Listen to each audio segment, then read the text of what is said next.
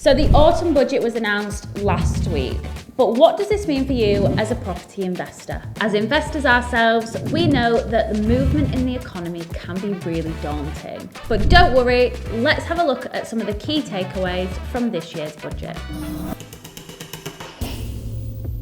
Number one, stamp duty increase. So the surcharge for investors has increased from 3% to 5%, and the higher threshold, which is over £250,000, is now subject to a 10% surcharge. So I know that sounds like a really big increase, but if you think about it, it is a couple of £1,000s, and over the long term, the capital appreciation that you make on a property outweighs that tenfold.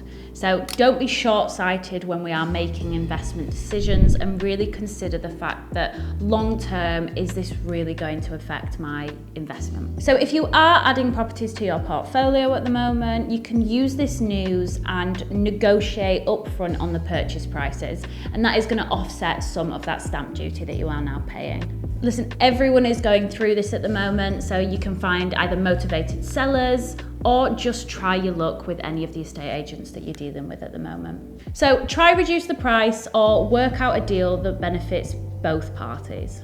Number two is capital gains tax.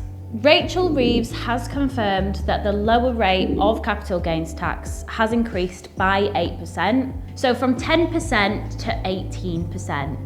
Whereas the next bracket up has increased by 4%, so from 20% to 24%. Now, although capital gains tax is increasing, it does not affect property investors in the residential market. So as a residential property investor, this isn't something that needs to concern you. Number three is new rent regulations.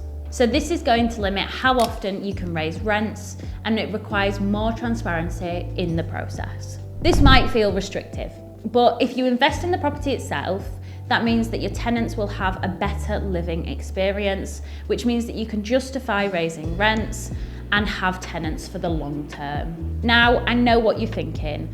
With all of these changes, is it still worth investing in property? Our opinion is a resounding yes. While the budget might introduce a few more costs, in our opinion, it could have been a lot worse. So you guys have got a choice. Remain stagnant or take action.